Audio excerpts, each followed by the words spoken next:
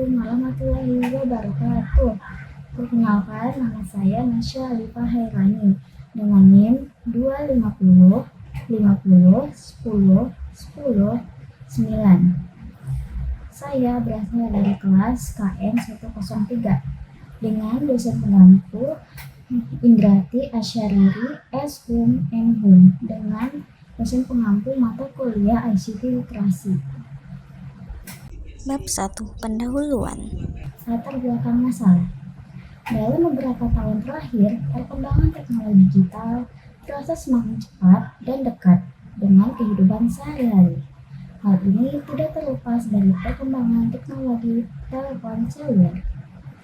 Kemajuan fitur smartphone juga semakin berkembang pesat, membuat perangkat lebih semakin mudah digunakan oleh berbagai kalangan. Perkembangan tersebut secara tidak langsung membentuk kebiasaan baru, termasuk dalam cara orang tua dan anak berinteraksi dengan teknologi. Dalam bidang pendidikan, keberadaan smartphone memiliki peran yang semakin terasa. Berbagai materi pembelajaran kini dapat diperoleh dengan cepat melalui internet. Bagi orang tua, khususnya ibu yang lebih sering terlibat dalam pendampingan belajar di rumah, kemampuan menggunakan smartphone menjadi hal yang penting. Literasi digital memungkinkan orang tua memilih dan memilah informasi, menggunakan aplikasi yang sesuai, memahami fitur-fitur dasar, dan mengarahkan anak agar memanfaatkan smartphone untuk hal positif. Namun, sangat disayangkan, tidak semua orang tua memiliki kemampuan yang sama dalam menggunakan perangkat tersebut. Rumusan masalah. Dari latar belakang tersebut, maka rumusan masalah dari penelitian ini adalah bagaimana tingkat literasi digital penggunaan telepon seluler ibu orang tua siswa dalam mendukung pendidikan anak kelas 3C SDN Kampung Bambu 3 tahun ajaran 2025 sampai 2026. Manfaat penelitian. Manfaat penelitian terbagi menjadi dua, yaitu manfaat teoritis dan manfaat praktis. Manfaat teoritis adalah memberikan gambaran tingkat literasi penggunaan telepon seluler ibu orang tua siswa dalam mendukung pendidikan anak di SDN Kampung Bambu 3 pada ibu orang tua siswa, sehingga dapat dikaji dan dibandingkan dengan penelitian-penelitian yang lain. Manfaat praktis. Dari penelitian ini, orang tua bisa mengevaluasi dan meningkatkan literasi digital mereka untuk menunjang pendidikan anak mereka. Kajian teori. Untuk mendukung penelitian ini, tentunya diperlukan kajian teori yang relevan, khususnya teori tentang literasi digital yang dikaitkan dengan manfaatnya di dunia pendidikan. Menurut Eva Iriani, di buku Pengembangan Literasi Digital ke Pendidikan, pengertian literasi digital dapat didefinisikan sebagai kemampuan individu untuk berinteraksi dengan informasi dan teknologi digital secara efektif dan efisien, serta untuk menggunakan teknologi untuk meningkatkan kemampuan berpikir kritis, analisis, dan komunikasi. Literasi digital meliputi kemampuan untuk menggunakan teknologi, untuk mencari, untuk mengolah, dan untuk menggunakan informasi digital, serta untuk berinteraksi dengan orang lain melalui media digital seperti email, chat, dan jejaring sosial. Manfaat telepon seluler bagi manusia. Pada era modern ini, ponsel menjadi alat utama yang wajib dimiliki oleh setiap orang untuk berbagai macam keperluan dan kebutuhan, seperti untuk komunikasi, untuk menyimpan data, untuk mencari informasi. Hampir semua orang memilikinya, laki-laki maupun perempuan sampai anak-anak pun memiliki handphone. Beberapa manfaat atau fungsi handphone adalah mempermudah komunikasi, menambah ilmu pengetahuan tentang perkembangan teknologi, memperluas jaringan persahabatan, mempermudah komunikasi jarak jauh untuk koordinasi kelompok, membantu penyelesaian tugas, dan pencarian materi pelajar. menyimpan data, dan praktis dibawa kemana-mana, meningkatkan prestasi belajar siswa. Perkembangan teknologi seluler. Handphone memiliki beberapa kemajuan. Tidak seperti di awal pembuatan, sekarang handphone sudah lebih canggih. Kecanggihan handphone terbagi menjadi beberapa fase perkembangan handphone. Generasi ini disebut juga dengan 4G generation, merupakan sistem telepon genggam yang menawarkan pendekatan baru dan solusi infrastruktur yang mengintegrasikan teknologi nirkabel yang telah ada, termasuk di dalamnya jenis nirkabel, LAN, Bluetooth, dan lain-lain. Tentunya perkembangan teknologi telepon seluler ini akan berkembang seiring dengan perkembangan zaman dan teknologi yang mengikutinya.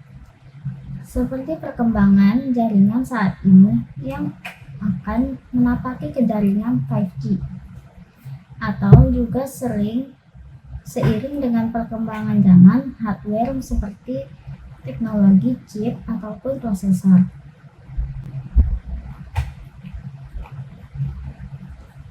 Penggunaan telepon seluler di dunia pendidikan. Kemajuan teknologi digital saat ini telah berkembang sedemikian pesatnya, sehingga memberikan dampak dan manfaat di berbagai aspek kehidupan manusia. Salah satunya adalah bidang pendidikan.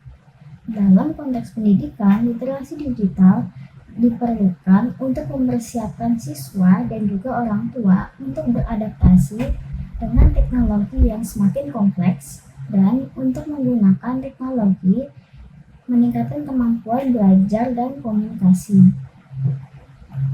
Perilaku orang tua dalam menggunakan telepon seluler di dunia pendidikan. Seringkali orang tua tidak menggunakan ponsel untuk pendidikan anaknya, dikarenakan ketidaktahuan mereka akan fitur atau fungsionalitas dari telepon pintar yang mereka gunakan.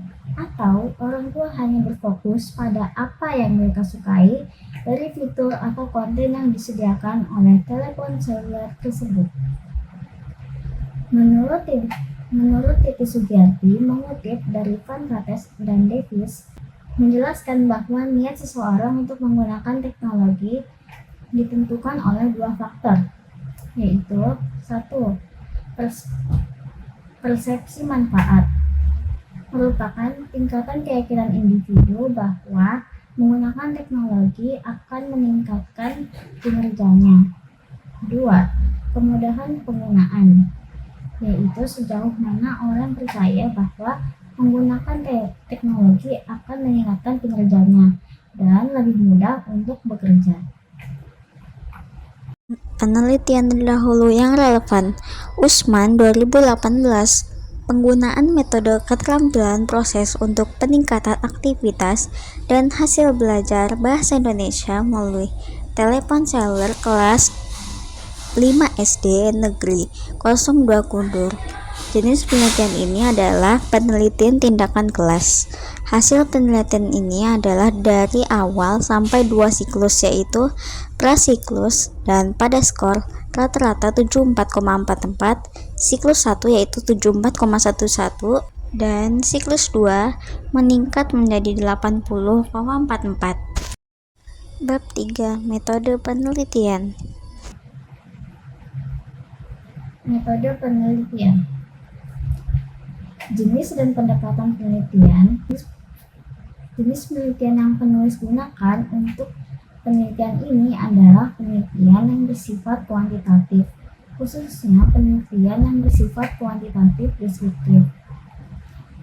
Disebut penelitian kuantitatif karena di penelitian ini pengambilan data dilakukan dengan kuesioner yang bersifat scoring dengan menggunakan skala Likert.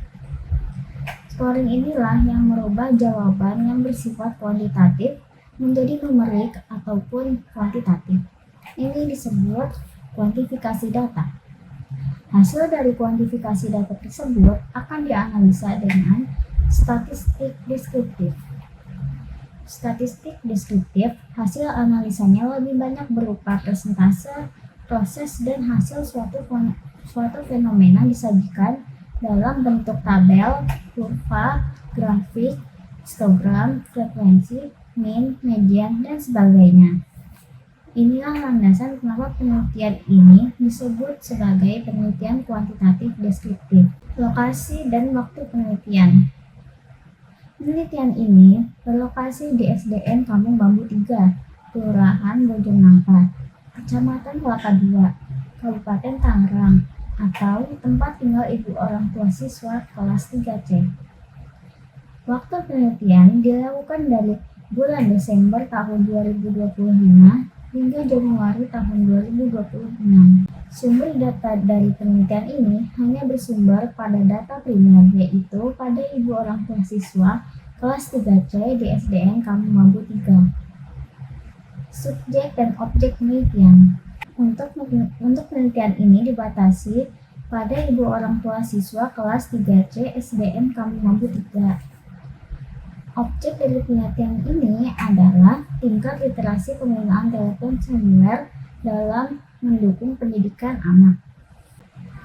Teknik pengumpulan data. Teknik pengumpulan data yang digunakan di penelitian ini adalah kuesioner. Tujuan penyebaran kuesioner adalah mencari informasi yang lengkap mengenai suatu masalah dari responden tanpa merasa khawatir bila responden memberikan jawaban yang tidak sesuai dengan kenyataan dalam pengisian daftar pertanyaan. Teknik analisis data. Seperti yang penulis paparkan di depan, data yang diperoleh melalui kuesioner dianalisis menggunakan statistik deskriptif. Penelitian ini penulis lakukan dimulai dari bulan November untuk penulisan proposalnya, dan kemudian penelitian ini sampai Januari awal. Hasil dari penelitian ini dibuat di akhir Januari. Berikut saya lampirkan jadwal penelitian. Terima kasih. Wassalamualaikum warahmatullahi wabarakatuh.